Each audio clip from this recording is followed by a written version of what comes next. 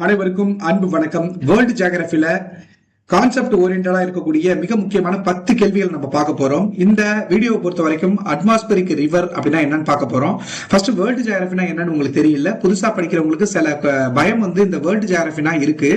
அது ரொம்ப ரொம்ப ஈஸி, ரொம்ப கான்செப்ட் ஓரியன்டா தான் இருக்கும். வேர்ல்டு ஜியோகிராஃபினா என்ன அப்படின்னா, உலகத்துல இருக்கக்கூடிய ஒட்டுமொத்த கான்டினென்ட்டையும் ஓஷன், அதாவது கண்டங்கள், பெருங்கடல்கள் இது எல்லாத்தையும் படிக்கிறது.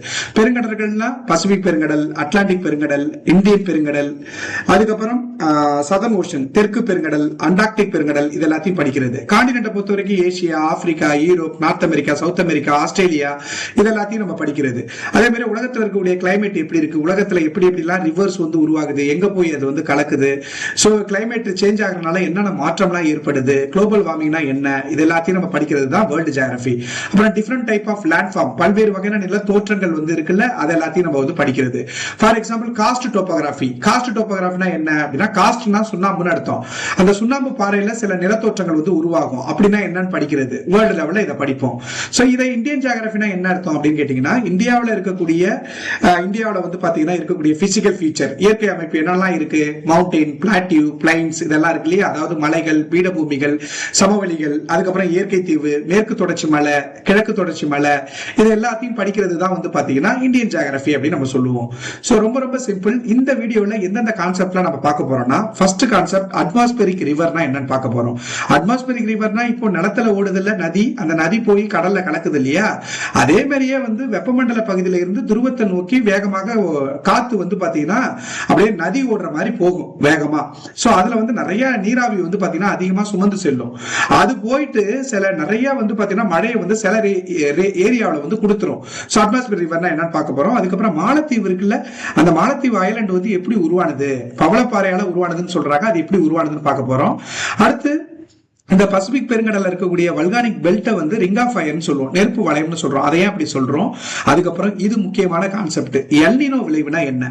எல்னினோ அப்படிங்கிறது என்ன அப்படின்னு கேட்டீங்கன்னா, உலக அளவுல வெதர் அண்ட் கிளைமேட்டை, வானிலை மற்றும் கிளைமேட்டை அஃபெக்ட் பண்ணக்கூடிய ஒரு நேச்சுரல் பினாமினன். இந்த இப்படி நடக்கிறதுனால, இந்த நிகழ்வு வானிலையும் காலநிலையும் அஃபெக்ட் பண்றதுனால உலக அளவுல பாத்தீங்கன்னா சில இடத்த ரொம்ப டிராட் ஆகும், அதாவது வறட்சியாகவும், சில இடத்த பாத்தீங்கன்னா மழைப்பொழிவு ஜாஸ்தியாகவும் இது கொடுக்குது. சரி, இந்த எல்னினோ விளைவு ஏற்படுறதுனால இந்தியாவுக்கு நல்லதா கெட்டதான்னு கேட்டா, இந்தியாவுக்கு பேராபத்து இந்த எல்னினோ விளைவால. இதுக்கே எல்னினோ, அதாவது ஆண் குழந்தை இல்லைன்னா குழந்தை இயேசுன்னு இதுக்கே பேர் வச்சாங்கன்னு கேட்டீங்கன்னா, இந்த மாதிரி இந்த எல்னினோ அப்படிங்கிற இந்த சம்பவம், வானிலையும் கிளைமேட்டையும் அஃபெக்ட் பண்ற இந்த சம்பவம் இருக்கு இல்லையா, அது கிறிஸ்துமஸ் காலகட்டத்தில் இந்த நிகழ்வை கண்டுபிடிச்சாங்க. அதனால இதுக்கு பேரு குழந்தை இயேசுன்னு வச்சிருந்தாங்க. சோ எல்னினோனா என்ன, இதுக்கு அப்படியே ஆப்போசிட்டா இருக்கக்கூடிய லா நினா அப்படின்னா என்ன அப்படின்னு நம்ம பார்க்க போறோம். அதுக்கப்புறம் இக்னியஸ் ராக்ஸ், முதன்மை தீப்பாறை அப்படின்னா என்ன அப்படின்னு பார்க்க போறோம். சோ இந்தியாவுல பாத்தீங்கன்னா டிராபிக் ஆஃப் கேன்சர், அதாவது கடகரேகை வழியா கடந்து செல்லக்கூடிய ஸ்டேட், எத்தனை ஸ்டேட் வழியா டிராபிக் ஆஃப் கேன்சர் போகுது அப்படின்னு நம்ம பார்க்க போறோம், கடகரேகை. அதுக்கப்புறம் இதுவும் ரொம்ப முக்கியம், எஸ்டிவரினா என்ன, கழிமுகம்னா என்ன, டெல்டானா என்ன அப்படின்னு பார்க்க போறோம். இந்த வெஸ்டர்ன் காட்ஸ், சஹயாத்ரி அப்படின்னு அழைக்கக்கூடிய மேற்கு தொடர்ச்சி மலை, இது பயோடைவர்சிட்டி ஹாட்ஸ்பாட்டா இருக்கே, அதுக்கு என்ன காரணம், பிளஸ் உலகத்திலேயே லார்ஜஸ்ட் கோரல் ரீஃப் சிஸ்டம், உலகத்துல எது மிகப்பெரிய ஒரு பவளப்பாறை திட்டா இருக்கு அப்படின்னு கேட்டீங்கன்னா கிரேட் பேரியர் ரீஃப் சொல்லுவாங்க. அது எதனால அப்படின்னு பாக்குறோம். அண்ட் மோஸ்ட் இம்பார்ட்டன்ட்லி காஸ்ட் டோபோகிராஃபினா என்னன்னு பார்க்க போறோம். காஸ்ட் டோபோகிராஃபினா ஒரு சிம்பிள் இன்ட்ரோடக்ஷன் சொல்லணும்னா, எந்தெந்த இடத்துலலாம் சுண்ணாம்பு பாறை இருக்கோ, ஃபர்ஸ்ட் சுண்ணாம்பு பாறைனா என்ன, லைம்ஸ்டோன் ராக். ஓகேங்களா, சுண்ணாம்பு பாறைன்னு எப்போ அதுக்கு பேர் வரும்னு கேட்டீங்கன்னா, அதாவது கால்சியம் கார்பனேட் எந்தெந்த பாறைகள் இருக்கோ அதெல்லாம் சுண்ணாம்பு பாறை அப்படின்னு நம்ம சொல்லுவோம்.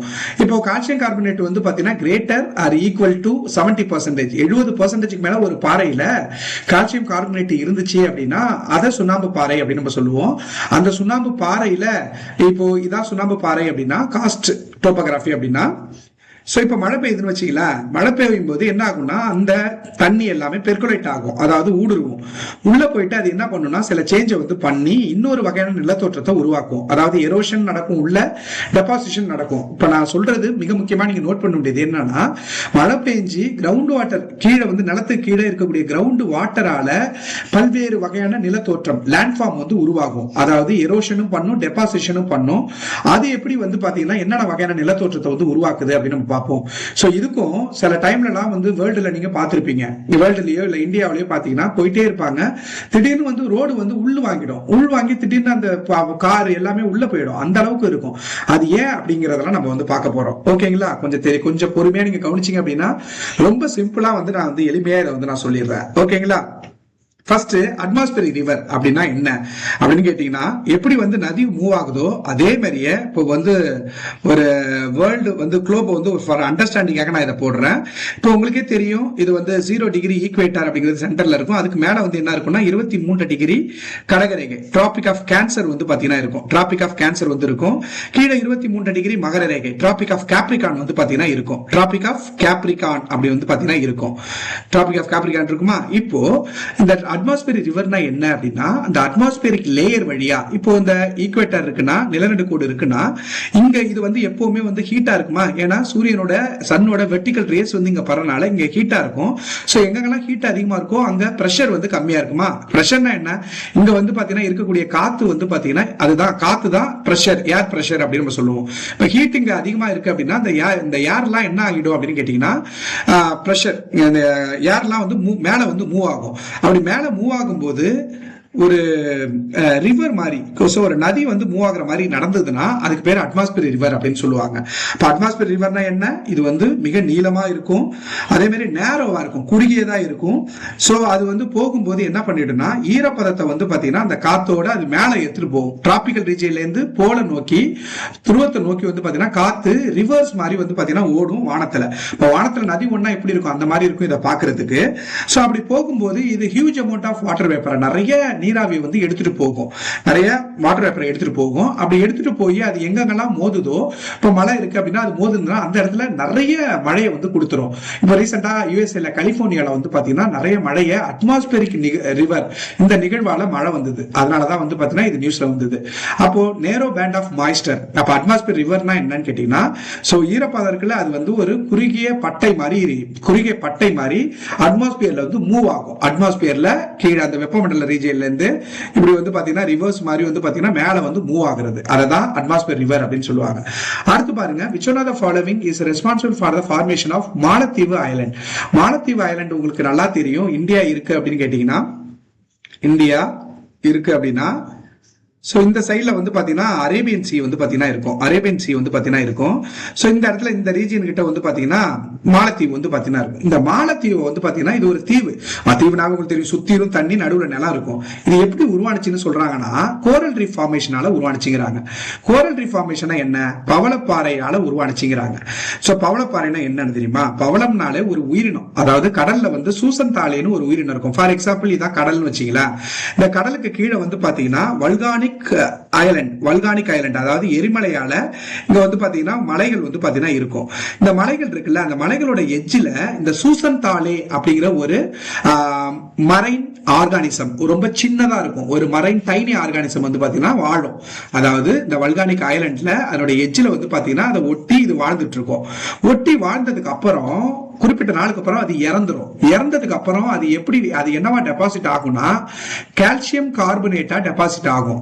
இப்ப இது குறிப்பிட்ட நாள் வாழும், அதுக்கப்புறம் இறந்துரும். அப்படியே இந்த வல்கானிக் ஐலண்ட், அதாவது கடலுக்கு கீழே இருக்கக்கூடிய மலை எட்ஜில வந்து பாத்தீங்கன்னா இந்த உயிரினம் ஒட்டி வாழ்ந்துட்டு இருக்கும். அதுக்கப்புறம் செத்ததுக்கு அப்புறம் அது வந்து பாத்தீங்கன்னா கால்சியம் கார்பனேட் அப்படிங்கிற ஒரு பொருளை வந்து டெபாசிட் பண்ணும். இப்படி டெபாசிட் பண்ணி பண்ணி பண்ணி பண்ணி குறிப்பிட்ட நாள்ல அது வந்து வளர்ந்து மேல வந்துட்டு இருக்கும்.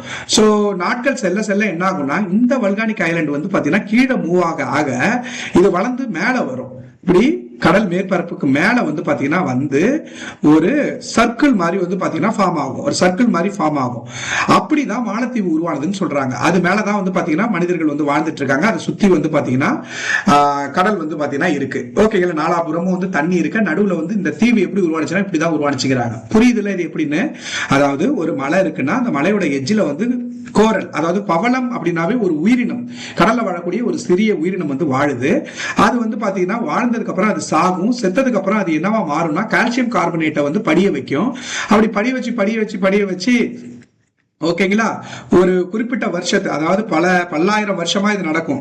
நடந்து இந்த வல்கானிக் ஐலண்ட் இருக்குல்ல, அந்த மலை வந்து கீழே போக போக இது மேல வந்து அது ஒரு புதிய நிலத்தோற்றத்தை உருவாக்கும். அதுதான் அப்படி உருவானதுதான் மாலத்தீவுங்கிறாங்க. சோ கோரல் ரீஃப் ஃபார்மேஷனால உருவாதான் மாலத்தீவு. அடுத்து பாருங்க, இந்த ring of fire refers to, ring of ஃபயர்னா என்ன அப்படின்னு கேட்டீங்கன்னா, volcanic belt around the Pacific Ocean. இந்த பசிபிக் ஓஷனை பாத்தீங்கன்னா, பசிபிக் ஓஷன்ல ஒரு குறிப்பிட்ட ஏரியாவில் எப்ப பார்த்தாலுமே முழுக்க முழுக்க எரிமலை வெடிச்சுக்கிட்டே இருக்கும். சோ அதை தான் என்ன சொல்லுவாங்கன்னா பசிபிக் நெருப்பு வளையம் அப்படின்னு சொல்லுவாங்க. உலகத்துல நடக்கக்கூடிய வல்கானிக், அதாவது எரப்ஷன், எரிமலை வெடிப்புல 2/3 வந்து பாத்தீங்கன்னா பசிபிக் ஓஷன்ல தான் நடக்குது. அதனாலதான் அந்த ரீஜியனை ரிங் ஆஃப் ஃபயர், நெருப்பு வளையம் அப்படின்னே சொல்லுவாங்க. அந்த நெருப்பு வளையத்து பார்டர்ல தான் ஜப்பான், இந்தோனேஷியா இதெல்லாம் இருக்கு. அதனாலதான் எப்போ பார்த்தாலுமே ஒரு சுனாமியா இருக்கட்டும், இல்ல வந்து ஒரு இயற்கை பேரிடரா இருக்கட்டும், நேச்சுரல் டிசாஸ்டர் எல்லாமே ஜப்பான், இந்தோனேஷியாவை தாக்குறதுக்கு காரணம் அந்த எந்த இடத்துல எரிமலை வெடிப்பு நடக்குதோ அந்த ரீஜியன்ல போய் மாட்டிட்டு இருக்காங்க அவங்க எல்லாம். சோ அடுத்து பாருங்க, இது முக்கியமான கான்செப்ட், தெளிவா கவனிங்க. இத எல் நினோ பினோமினன் அப்படின்னா என்ன? ஃபர்ஸ்ட், இந்த எல் நினோ பினோமினனுக்கு உங்களுக்கு ஆல்ரெடி ஒரு விஷயம், பேசிக்கான ஒரு விஷயம் நல்லாவே தெரியும். என்னன்னு கேட்டீங்கன்னா, இதை வந்து ஒரு டேக் இட் அஸ் எக்ஸாம்பிள். இப்போ எப்பவுமே சொல்ற மாதிரி, எந்த இடத்துல வெப்பம் அதிகமா இருக்கும் அந்த இடத்துல காத்து கம்மியா இருக்கும் அப்படின்னு நான் சொல்லிட்டேன். எந்த இடத்துல ஹீட் இருக்கோ அந்த இடத்துல வந்து காத்து கம்மியா இருக்கும்னு சொல்லிட்டேன். இப்போ இதை நான் பசிபிக் ஓஷன் அப்படின்னு நான் கன்சிடர் பண்ணிக்கிறேன். இந்த சர்க்கிள் இருக்குல்ல, இதை நான் பசிபிக் ஓஷன் கன்சிடர் பண்ணிக்கிறேன். இந்த சைடுல வந்து பாத்தீங்கன்னா இதை ஒட்டி என்ன இருக்குன்னு கேட்டீங்கன்னா ஏசியா இருக்கு. இந்த ஏசியானா, இந்த ஏசியாவுடைய சவுத் சைடுல தான் வந்து பாத்தீங்கன்னா என்ன இருக்கு, இந்தியா வந்து பாத்தீங்கன்னா இருக்கு. ஓகேங்களா, இந்தியா வந்து பாத்தீங்கன்னா இருக்கு. ஓகே, இந்த சைடுல பசிபிக் ஓஷன், இந்த சைடுல வந்து இந்த சைடுல என்ன இருக்கும்னா சவுத் அமெரிக்கா வந்து பாத்தீங்கன்னா இருக்கும். இது வந்து நமக்கு தேவையில்லை. ஓகேங்களா, சும்மா ஜஸ்ட் ஃபார் அண்டர்ஸ்டாண்டிங்கா நான் போடுறேன். இந்த பசிபிக் ஓஷன்ல, இந்த பசிபிக் ஓஷனுடைய வெஸ்ட் சைடு இது, இந்த இது வந்து பாத்தீங்கன்னா ஈஸ்ட் சைடு. ஓகேங்களா, இது நார்த், இது சவுத், இது வெஸ்ட், இது ஈஸ்டா. இப்ப பொதுவாவே பசிபிக் கடல் இருக்குல்ல, அந்த பசிபிக் கடல்ல இந்த வெஸ்ட் சைடு தான் எப்பவுமே ஹீட்டா இருக்கும். எப்பவுமே வந்து ஹாட் வாட்டர், அதாவது வார்ம் கரண்ட் வந்து இங்கதான் இருக்கும், வெப்ப நீரோட்டமா இருக்கும். இந்த இடத்துல இருக்கக்கூடிய தண்ணிலாம் ரொம்ப கோல்டா இருக்கும், கூலிங்கா இருக்கும். அது ஏன்னு கேட்டீங்கன்னா, நேச்சுரலாவே இந்த இடத்துல தான் இந்த வல்கானிக் பெல்ட் எல்லாமே பிரசன்ட் ஆயிருக்கு. வல்கானிக் பெல்ட் பிரசன்ட் ஆயிருக்கனால இந்த இடம் வந்து பாத்தீங்கன்னா நேச்சுரலாவே ஹீட்டா இருக்கும். ஓகேங்களா, நேச்சுரலாவே ஹீட்டா இருக்கா. அப்போ காத்து வந்து எப்படி, எந்த திசையில வந்து வீசும் அப்படின்னு கேட்டீங்கன்னா, இந்த இடத்துல ஹீட்டா இருக்குன்னா லோ பிரஷரா, அதாவது காத்தே இல்லையா. அப்ப இந்த சைடுல வந்து ஹை பிரஷர், அதாவது காத்து வந்து நிறைய இருக்கு. ஓகேங்களா, காத்தோட தண்ணி சேர்ந்துடுச்சுன்னா, அதாவது காத்தோட ஒரு ஈரப்பதம் சேர்ந்துட்டுனா, அது போய் மோதுனுச்சுன்னா அப்பதான் மழை. ஓகேங்களா, இப்போ நீங்க கான்செப்ட தெளிவா இருங்க. இப்போ பொதுவா வெஸ்ட் சைடு, ஈஸ்ட் சைடுன்னு சொல்லலாம். பொதுவா பசிபிக் பெருங்கடலோட மேற்கு சைடு வந்து ஹீட்டா இருக்கும், ஏன்னா அங்கதான் வல்கானிக் பெல்ட் இருக்கு. அப்ப ஹீட்டா இருக்குன்னா லோ பிரஷர் இருக்குன்னு அர்த்தம். இந்த இடத்துல ஈஸ்ட் சைடு வந்து இதை கம்பேர் பண்ணும்போது இந்த இடத்துல காத்து அதிகமா இருக்கும். அப்ப காத்து ரொம்ப நல்லவர் என்ன பண்ணுவார்னா, எப்பவுமே ஹை பிரஷர்ல இருந்து லோ பிரஷர் தான் பொதுவா காத்து வீசும். அப்படி காத்து வீசும். இப்படி காத்து வீசுனதுன்னா கிழக்குல இருந்து, கிழக்கு பசிபிக் பெருங்கடல்ல இருந்து மேற்கு பசிபிக் பெருங்கடலுக்கு வீசுறனால இதுக்கு பக்கத்துல இருக்கக்கூடிய இந்தியா வந்து ரொம்ப ரொம்ப நல்லது. காத்தோட தண்ணி சேர்ந்ததுன்னா மழை, ரைட்டா. சோ அதனால மழை வந்து இந்தியாவுக்கு வந்து பாத்தீங்கன்னா ரொம்ப நல்லதா நடக்கும். இதுதான் சராசரியா நார்மலா நடக்கிற விஷயம். சோ இது வந்து இன்னும் கொஞ்சம் எக்ஸ்ட்ரீமா கிழக்குல இருந்து பசிபிக் பெருங்கடல், அதாவது மேற்கு பசிபிக் பெருங்கடல்ல காத்து வந்து பாத்தீங்கன்னா ரொம்ப வேகமா வீசுது அப்படின்னா அதிக மழையை வந்து பாத்தீங்கன்னா கொடுக்கும். எக்ஸ்ட்ரீமா நடக்குது அப்படின்னா அதிக மழையை கொடுக்கும். அததான் என்னன்னு சொல்லுவாங்கன்னா லானினா அப்படின்னு சொல்லுவாங்க. இப்ப நான் வந்து நார்மல் இயர்ல என்ன சொன்னேன், ஈஸ்ட்ல இருந்து வெஸ்ட்டுக்கு வந்து காத்து வீசும், அதுதான் நார்மல் இயர்ல நடக்கும். இப்ப ஈஸ்ட்ல இருந்து வெஸ்ட்டுக்கு, கிழக்குல இருந்து மேற்குக்கு கொஞ்சம் அதிகமான காத்து வீசுது. அப்ப அதிகமான காத்துனா அதிகமான மழையை கொடுக்க போகுதுன்னு அர்த்தம். அப்ப அதிகமான மழை இருந்ததுன்னா நார்மலை விட, அததான் லானினா விளைவுன்னு சொல்லுவாங்க. லானினா விளைவுனா அப்போ ஈஸ்ட்ல இருந்து வெஸ்ட்டுக்கு வந்து பாத்தீங்கன்னா காத்து வீசுது, ஈஸ்ட் டு வெஸ்ட்டுக்கு வந்து காத்து வீசுது அப்படிங்கறத தெரிஞ்சுக்கணும்.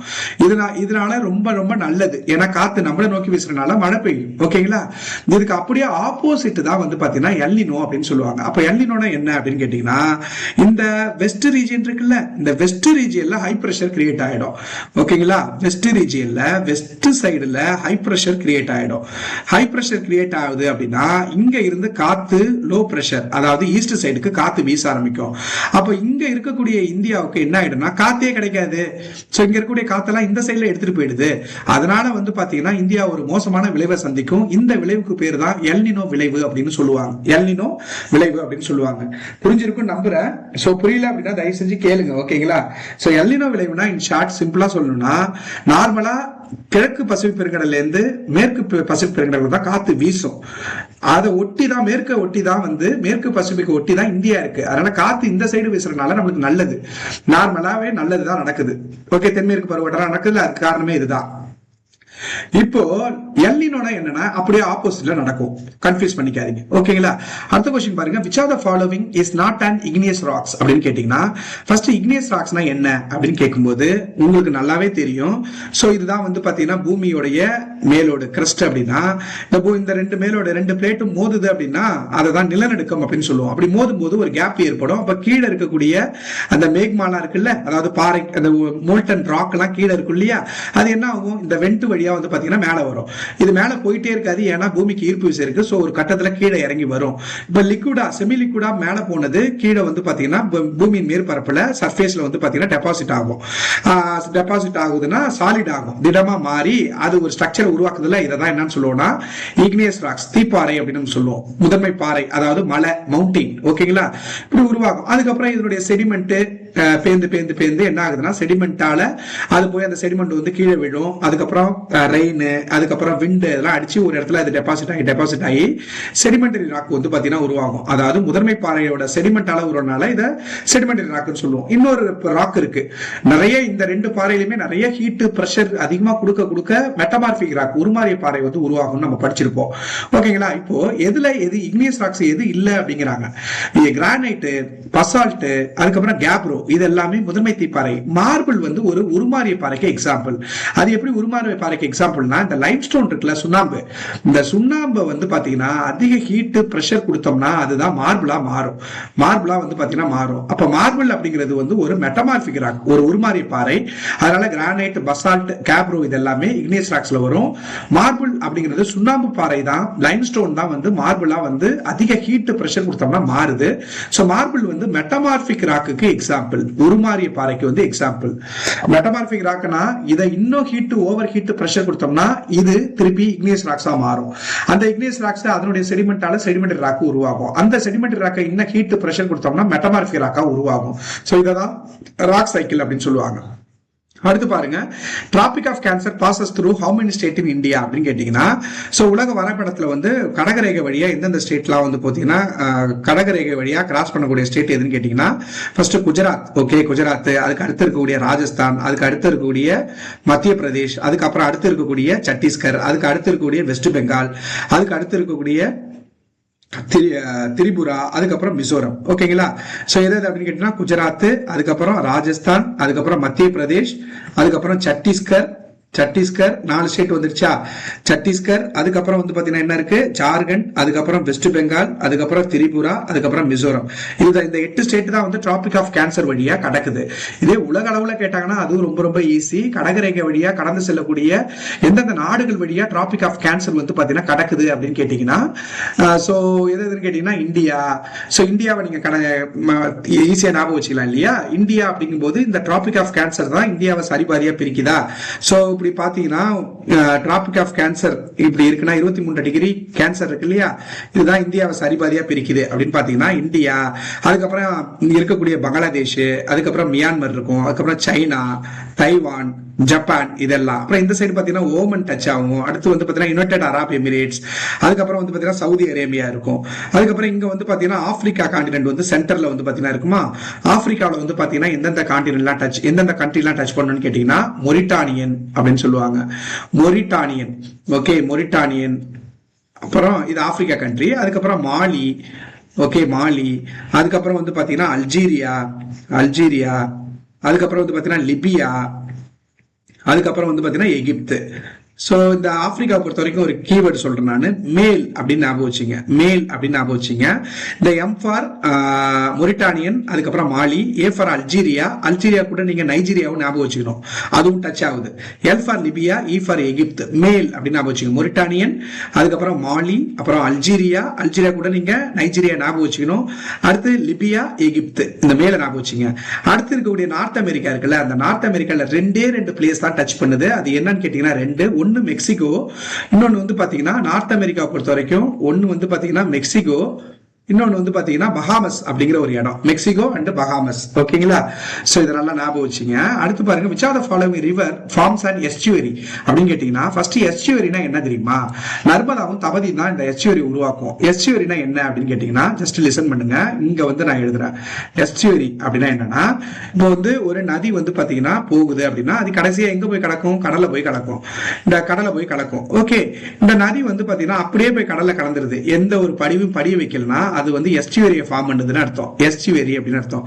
ஃபர்ஸ்ட் எஸ்டியூரிக்கு பேசிக் இன்ட்ரோடக்ஷன் என்னன்னு கேட்டீங்கன்னா, ஒரு ரிவர், அந்த ரிவர் கடைசியா போய் சீயை வந்து மீட் பண்ணும்போது அதை என்னன்னு சொல்லுவோம்? ரிவர் மவுத்னு சொல்லுவோம். அது அப்படியே போய் கடல்ல கலந்துச்சுன்னா அதை எஸ்டியூரின்னு சொல்லுவோம். இப்போ ஒரு நதி வந்து பாத்தீங்கன்னா ஓடுது, அது போய் கடல்ல கலக்கும் போது இங்க நிறைய டெபாசிட்ஸ் படிய வைக்குது. அதாவது இப்படி இப்படி படிய வைக்கும். படிய வச்சு இந்த ரீஜன் என்ன ஒரு புதிய லேண்ட்ஃபார்ம் உருவாக்கும். அதை தான் என்னன்னு சொல்லுவோம்? டெல்டான்னு சொல்லுவோம். இப்ப எஸ்டியூரினா போற ரிவர்ஸ் வந்து பாத்தீங்கன்னா சீய அப்படியே கலந்துரும். அது எந்த டெபாசிட் படிய வைக்கலனா அது எஸ்டியூரி. டெபாசிட்ஸ் படிய வச்சு ஒரு புதிய லேண்ட்ஃபார்ம் உருவாக்குனா அது பேரு டெல்டா. இப்போ நர்மதாவும் தபதியும் வந்து பாத்தீங்கன்னா எங்க கலக்குது அப்படின்னு கேட்டீங்கன்னா அரேபியன் சீல கலக்கும். இந்த அரேபியன் சீ இருக்குல்ல, ரொம்ப இந்த வேவ்ஸ் வந்து ரொம்ப பயங்கரமா இருக்கும், ரொம்ப ஃபோர்ஸா இருக்கும். ஆனா இங்க இருக்கக்கூடிய வங்காள விரிகுடால போய் கலக்குது அப்படின்னா இந்த வேவ்ஸ் ஸ்லோவா இருக்கும். இப்போ நர்மதா வந்து அரபிக்கடல்ல கலக்கும் போது நர்மதா வந்து பாத்தீங்கன்னா அரபிக்கடல்ல கலக்குதுன்னா இந்த வேவ்ஸ் வந்து பயங்கரமா எதிர்க்கும். அப்ப அதனால வந்து பாத்தீங்கன்னா இங்க டெபாசிட்ஸ் எதையும் படியெல்லாம் வைக்க முடியாது, எல்லாத்தையும் நல்லிஃபை பண்ணி விட்டுரும். சோ நர்மதாவும் தபதியும் வந்து பாத்தீங்கன்னா எஸ்டியூரியை ஃபார்ம் பண்ணும். பட் கோதாவரி, கிருஷ்ணா, காவேரி எல்லாம் பே ஆஃப் பெங்கால் ஈஸ்ட் சைட்ல தான் போயிட்டு மெர்ஜ் ஆகும், கலக்கும். அது வந்து அலை ரொம்ப ஸ்லோவா இருக்கனால அது டெபாசிட்ஸ் வந்து ஃபார்ம் பண்ணுது அப்படிங்கறத ஞாபகம் வச்சுங்க. ஓகேங்களா? அடுத்து பாருங்க, பயோடைவர்சிட்டி ஹாட்ஸ்பாட்னா என்னன்னா, பயோ அப்படின்னா உயிரினங்கள், டைவர்சிட்டினா பல உயிரினங்கள் வாழ ஏற்ற ஒரு இடத்தை தான் ஹாட்ஸ்பாட்னு சொல்லுவோம். ஸோ பயோடைவர்சிட்டி ஹாட்ஸ்பாட்டுங்கிறது மேற்கு தொடர்ச்சி மலையை சொல்லுவாங்க. அதுக்கு என்ன காரணம் கேட்டீங்கன்னா, அங்க நிறைய இனங்கள் வந்து இருக்கு, நிறைய உள்ளூர் இனங்கள் வந்து இருக்கு. அதாவது நிறைய தாவரங்கள், விலங்குகள், micro organism, plants, animals and micro organism எல்லாமே இருக்கு. High species of diversity and endemism இருக்கனால பயோடைவர்சிட்டி ஹாட்ஸ்பாட்னு மேற்கு தொடர்ச்சி மலையை சொல்றோம். மேற்கு தொடர்ச்சி மலைக்கு இன்னொரு பேர் என்னன்னு கேட்டீங்கன்னா சஹயாத்ரி அப்படின்னு சொல்லுவாங்க. அடுத்து பாருங்க, which are the following is the largest coral reef system in the world? எது வந்து நிறைய பவளத்திட்டு பாறையை வந்து உருவாக்கி இருக்கு உலகத்துலன்னு கேட்டீங்கன்னா கிரேட் பேரியர் ரீஃப் அப்படின்னு சொல்லுவாங்க. கிரேட் பேரியர் ரீஃப் பொறுத்த வரைக்கும் எங்க இருக்குன்னு கேட்டீங்கன்னா இது ஆஸ்திரேலியாவில் இருக்கு. இது எங்க இருக்குன்னு கேட்டா ஆஸ்திரேலியாவில் இருக்கு. இதுதான் உலகத்துல கிட்டத்தட்ட மோர் தென் 2500 கிலோமீட்டருக்கு மேல வெறும் பவள பாறையால, அதாவது அந்த சூசந்தாலை உயிரினம் செத்து அது கால்சியம் கார்பனேட் அப்படிங்கிற ஒரு பொருளை வந்து செக்ரெட் பண்ணி ஒரு மிகப்பெரிய ஒரு மலை மாதிரி உருவாக்கி எங்க அதிகமா இருக்குன்னு கேட்டீங்கன்னா ஆஸ்திரேலியாவில் நீங்க இதை பார்க்கலாம். அடுத்து பாருங்க, மோஸ்ட் இம்பார்ட்டன்ட் காஸ்ட் டோபோகிராஃபினா என்ன அப்படின்னு கேட்டீங்கன்னா, நான் ஏற்கனவே நான் சொல்லியிருந்தேன். ஓகே, காஸ்ட் டோபோகிராஃபினா என்ன, இந்த இடத்த நான் வந்து எடுத்துக்கிறேன், தெளிவா கவனிச்சிங்க. இப்போ வந்து நிறைய பாறைகளை நம்ம பார்த்தோம். முதன்மை பாறை, sedimentary rock, igneous rock, sedimentary rock, அதுக்கப்புறம் மெட்டமாரிஃபி ராக்லாம் பார்த்தோம்.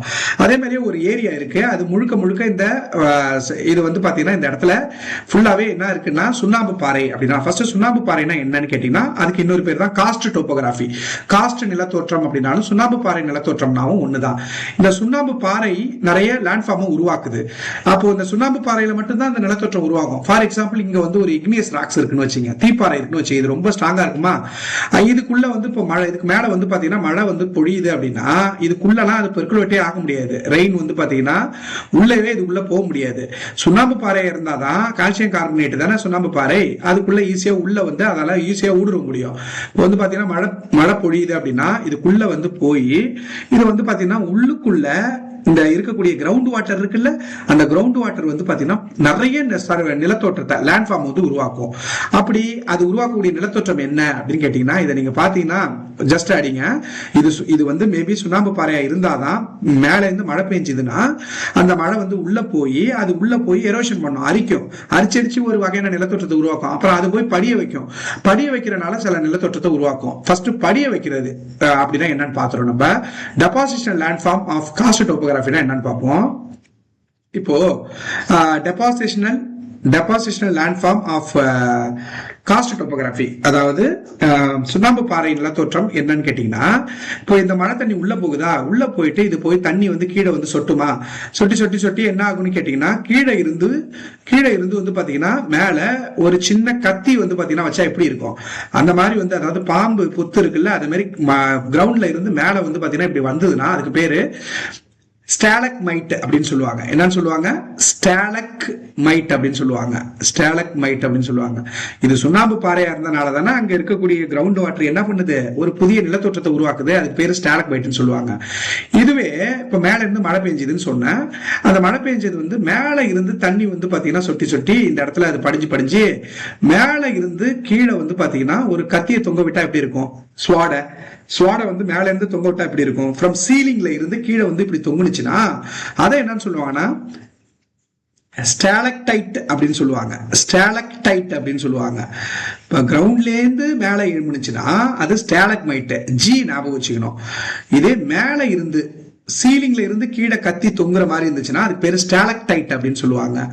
அதுக்கப்புறம் பில்லர் அப்படின்னு ஒண்ணு சொல்லுவாங்க. பில்லர்னா என்ன அப்படின்னு கேட்டீங்கன்னா, ஒரு இடத்துல மேல இருந்து தொங்குது கத்தி மாதிரி இருக்கு, கீழே இருந்து வந்து பாத்தீங்கன்னா கிரவுண்ட்ல இருந்து மேல வந்து ஆயிருக்கு.